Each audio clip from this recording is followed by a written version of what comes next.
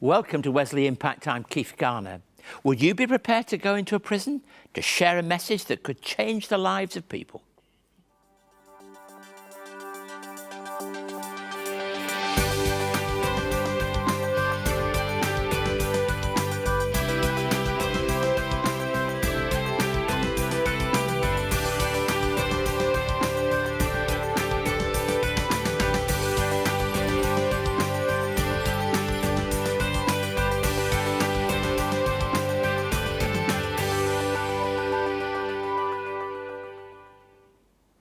Thank you for joining us for this episode of Wesley Impact. I'm very much looking forward to spending this time with you. Coming up today, we'll take a look at an innovative programme that we run at Wesley Mission, which is linked with Vickery Village Retirement Centre and the southern parts of Sydney, partnering with our Wesley LifeSkills programme, working with people who have a disability of some kind. The two have come together, and the residents of Vickery Village benefit from the social interaction with the people of our LifeSkills programme, and the people of our LifeSkills programme, you've got it, also benefit from the wisdom and experience of the residents of Vickery Village. It's a wonderful story, and we're going to look at that story together. And then later in the programme, I'll be speaking to Gillian Begbie, who's from Kairos Prison Ministry, an organisation that I've enjoyed sharing with over the years. Kairos is a very important ministry. It's an international ministry which goes into prisons and helps people there by working with them, sharing the gospel, but also works with families and people that are connected with those who find themselves in prison. It's a marvellous ministry, and you'll hear more about it in a moment. And then we'll be joined by Robyn Green, who will sing Only You. I'll also be looking at a passage in Luke that paints a picture of answered prayer. It's a passage that encourages us to persist and to keep on going, not just in terms of prayer, but in life in general. Now, I mentioned our Vickery Village and our LifeSkills programme coming together to make a positive impact on those who are retired and those who have a disability in parts of southern Sydney. It's an innovative programme, something that's changed not only the lives of the people who are in the programme, but also their carers and supporters. Let's have a look together. This is the Linked Up program, and it's a joint initiative between Wesley LifeSkills and the Retirement Village. The program started with an idea from Michelle. She was wanting to get some more community access for her service users, and at the same time I was looking at some programs to help with the social isolation of my residents here at the village. The idea did come about on a train trip with both Jodie and myself. We were going in for some training. I thought if two lots of people could come together, that one group may feel like they don't have much left with their life, and my others are a bit too frightened to be who they really are in front of people, that it might just work. And it did. One of the challenges that we had was having people, my residents, step into an area that they may not have had any exposure to.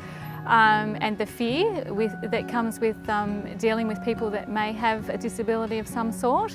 But that was overcome probably within the first 5 minutes of us getting together. So from there, it's just grown. My guys are so happy with company and to get with each other and to meet new people and to socialise, where they can be themselves without fear of any insults or people ignoring them or walking around them or walking away from them. We've made some events quite open, like a coffee morning, have a coffee van come in to the village. So you can go and buy coffee and then by default actually find yourself being involved in the program. And once people have had a taste for that, we find that they come along to the next one. I can't honestly recall who came up with the idea of the mural, but as we talked about what we were going to do, it started off with hands and feet. And then we took it a little bit further and we thought, well, we could get to know each other a little better if we put the other things that we like to do when we're not working or we're not with each other. And that's where it came about. My clients were so excited. Grant, one of my clients, would see himself as a footballer. So we did a photo of Grant and we put it on a Bronco body. I have another client that wants to try every coffee shop from here to Sydney, So her passion, which is what we called the mural, was coffee. Coffee beans, coffee cups, anything to do with coffee. Most definitely, Michelle and I have got ideas around rolling this out through the rest of Wesley Mission, but I can't see any reason that it couldn't be rolled out into lots of different settings. For Wesley Mission, we've already got a lot of those programs in place, and they're running in isolation of each other. And look, if we can do it, anybody can. I want everyone to have that feeling. I want everyone to feel that at any time in their life, whatever's going on in their life, they can still help others. And that's what it's all about. Over 44% of households suffer from financial stress. Of those, 28% develop a diagnosed mental illness, and 10% experience domestic violence. Avoiding your finances makes it even worse. So Wesley Mission offers much needed support to help families face their financial future stress-free. Donate today to help families face their future stress-free. If we can be of help to you in any way, please contact us at Wesley Mission, the email address and our website for more information about our counselling work, our Wesley LifeSkills programme, and everything that we do is at wesleymission.org.au. Now we're joined by Gillian Begbie from Kairos Prison Ministries. Good to see you, Gillian. Thanks, Keith. Look, Kairos is a long-serving ministry. Some of us know about it, but just briefly tell us what it's about. Well, it's, as you said earlier, an international ministry. Currently in Australia, we have access to 20 correctional centres for adults, 3 juvenile detention institutions, and about 16 Kairos Outside groups. And our aim is to bring the love and acceptance of Jesus to prisoners and their families, and I guess to help them have new hope in their lives. So how do you go about that? I mean, what does it mean? I mean, that's a grand picture. It is. But what do you actually do? Well, teams are brought together, teams of about 30 plus, so it's logistically quite a big thing. And those teams are trained extensively to both deliver a Kairos short course in Christianity in the jails, which is a 4-day course, or a Kairos Torch program in juvenile detention centres, or a Kairos Outside residential weekend for the friends and family members of anyone who's ever been in jail. So is there a big take-up from prisoners that want to be part of it? There is. If I'm a little bit cynical, probably it's a lovely 4 days away from normal prison life. And why not? You know, you can understand that, yes, can't you? But the chaplain handpicks the 18 or so participants, and they're not always the ones who are going to be cooperative or take up the ideas presented by Kairos teams, but they're the ones who the chaplain feels will benefit most and have an impact on the prison after the Kairos event, which is, as I said, a 4-day intensive program followed by ongoing support. And for the men and women on the outside, it's a residential program. It's harder to find people who will come out of their shame and self-isolation and declare that they have somebody in prison or have had in the past. Gillian, I would imagine that it's probably as much a suffering experience for people outside as it is for people inside, isn't it? I think in some ways even harder, Keith, because for them they are truly the innocent victims. Someone close to them relationally has committed a crime. They bear the consequences by going to jail and doing time. But we say those on the outside actually share the time, but are less understood in society. And often guilt by association makes it very difficult for them. And there are aspects of the Christian faith, like forgiveness, that are so powerful, aren't they, in those settings? Absolutely, both for prisoners and families. Forgiveness is a central part of a Kairos program.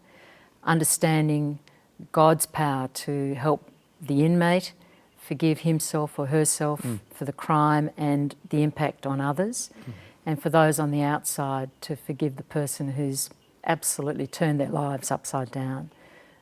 So yes, forgiveness, dealing with anger, dealing with the pain of what's happened emotionally and practically is something that Kairos teams help people to come to. You talk about teams because I think that's very much a part of it, isn't it? It's not just 30 individuals, it's 30 that are acting as a team, aren't they? So that when you have this course, there's a watching, a looking, a sharing in the bigger group. Absolutely.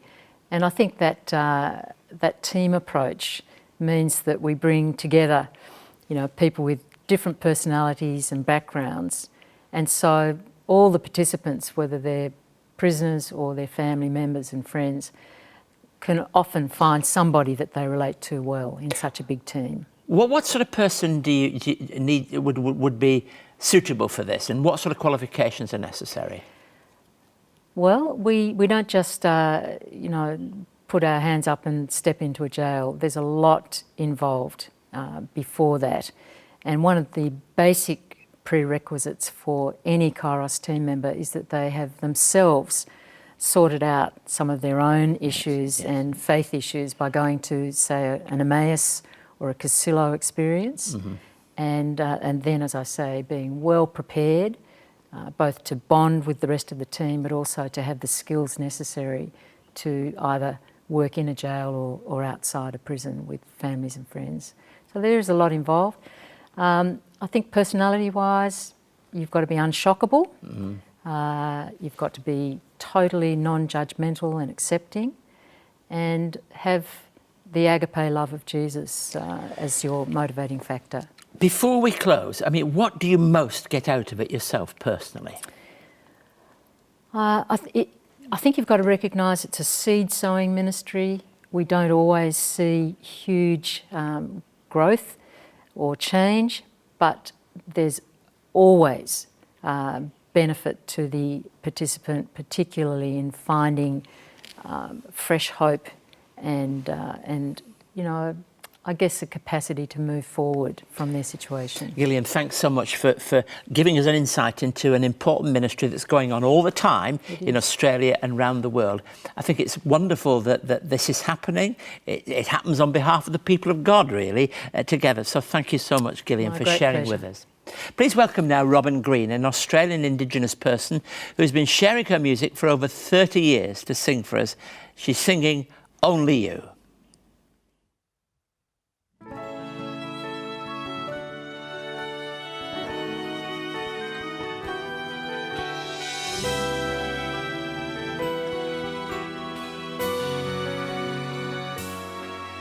Only you, Lord. No one else can fill that place inside me. And it's only you, Lord, who comes and takes my hand and walks beside me.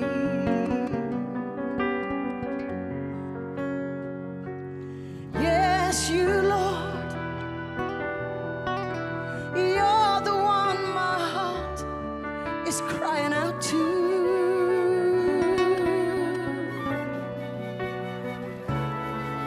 Only you, Lord, can take away the pain that sometimes blinds me. Only you, Lord, the only one that I can ever turn to.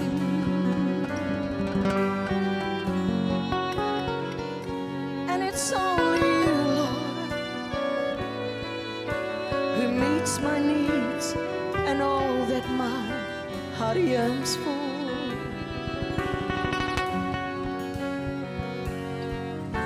Yes, you, Lord,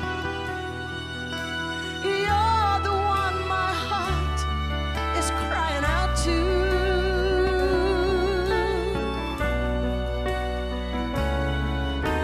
Only you, Lord, can take away the pain that sometimes blinds me.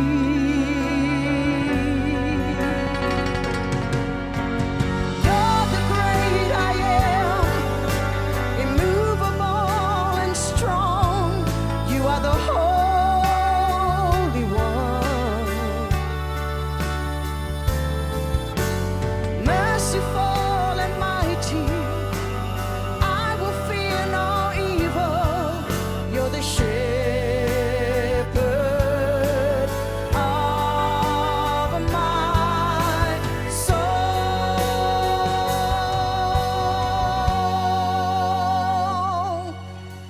it's only you, Lord.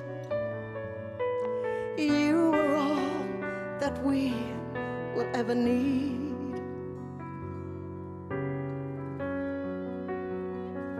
And it's only you, Lord, who breaks away the chains, washes all the stains away from me. We are free.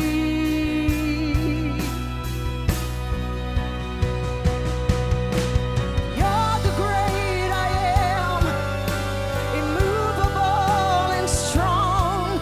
You are the Holy One, merciful and mighty.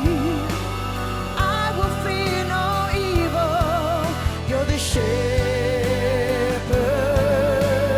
of my soul.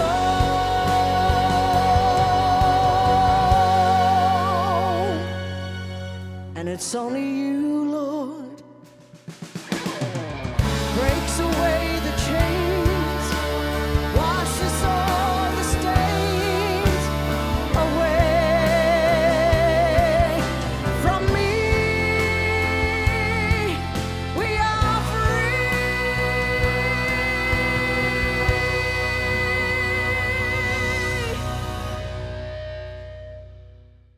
Over the years of Wesley Impact, Keith Garner has had hundreds of conversations sharing stories of hope, resilience, love and the Christian faith. Perspectives on Faith and Leadership is a collection of inspiring and insightful conversations with people who are leaders in their field, including the New South Wales Police Commissioner Andrew Scipione, CEO of Lifeline Australia John Brogden, the inventor of the cochlear ear implant Professor Graham Clark, founder of Shed Happens Ian Watto Watson, respected Australian journalist Lee Hatcher, and the former Chief Inspector of the New South Wales Police Gary Raymond. Each conversation shares a unique perspective on leadership and the achievements of notable community leaders, and collectively presents a broad cross-section of leadership styles that have brought positive social change. Perspectives on Faith and Leadership is the first instalment of a 3-part series and is available now from Wesley Mission. To find out more, contact Wesley Mission on 02 9263 5555 or email impacttv@wesleymission.org.au. So here's the DVD, half a dozen good conversations. If you want to get hold of it, just contact Wesley Mission. Very often when you're working with people, whether it's in prison or you're offering hope in a ministry of any kind, persistence is a vital quality. Persistence in the love and care that we offer. We live in a world where we expect swift answers, not unlike the quiz shows. You've got to get it in before that buzzer goes. That's not how it is when we share in our prayers. Very often things take a time, like was shared by Gillian before. It's not instantaneous. It's often sowing seeds and seeing how those seeds come to fruition.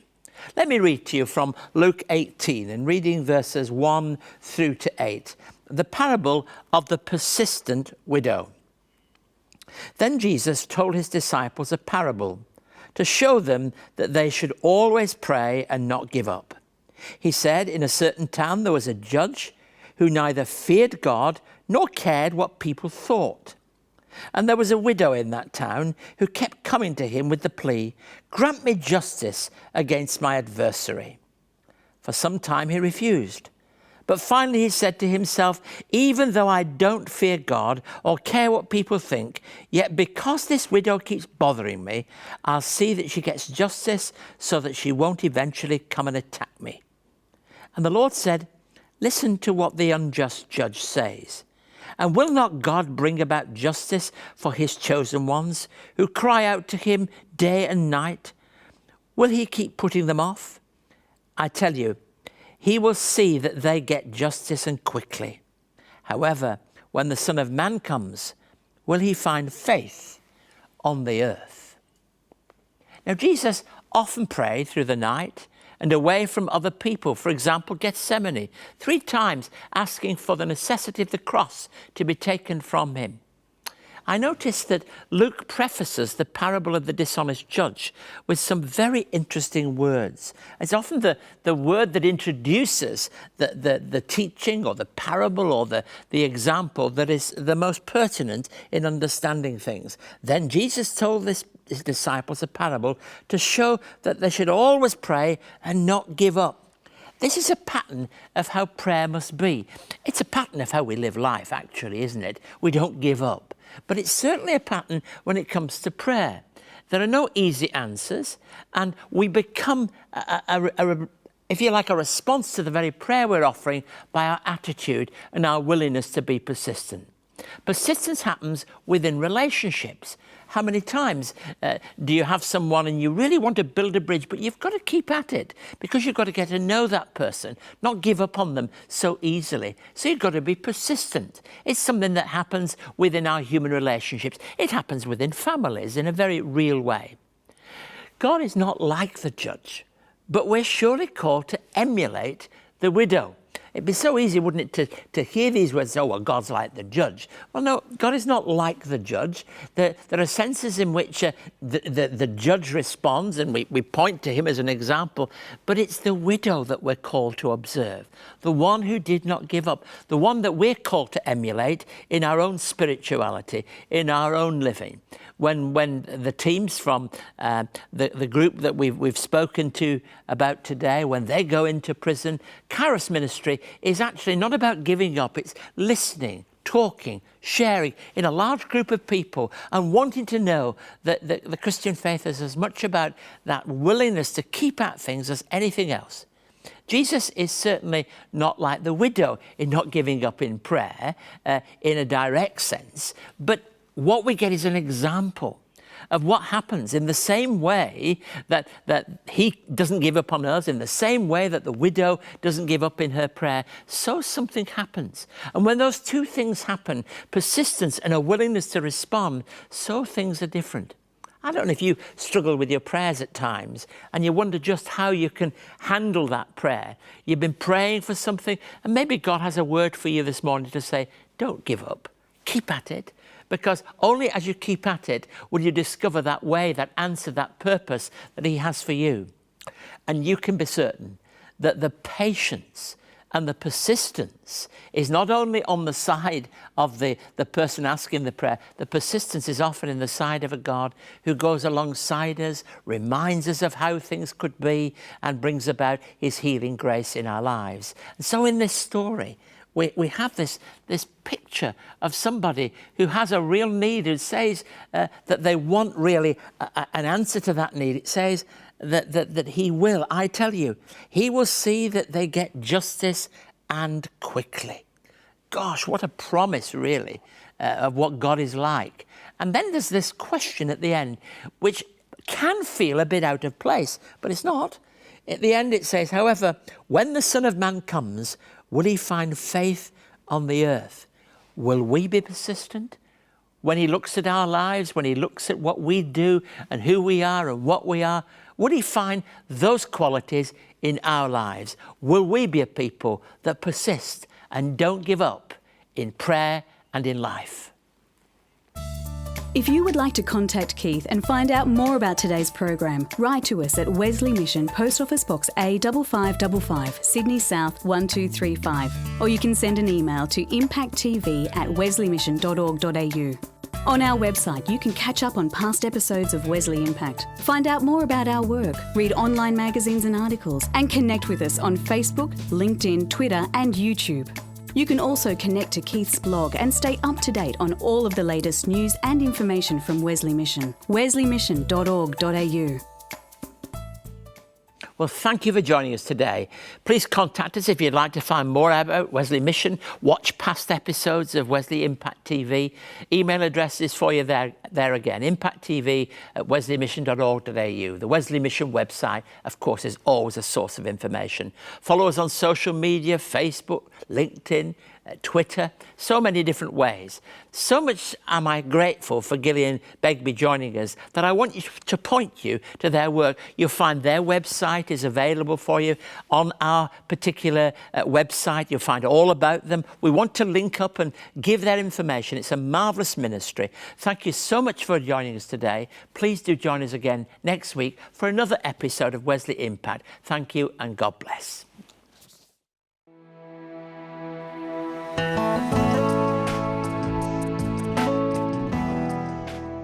Wesley Mission's volunteers provide more than 130,000 volunteer hours each year. To find out more, visit wesleymission.org.au.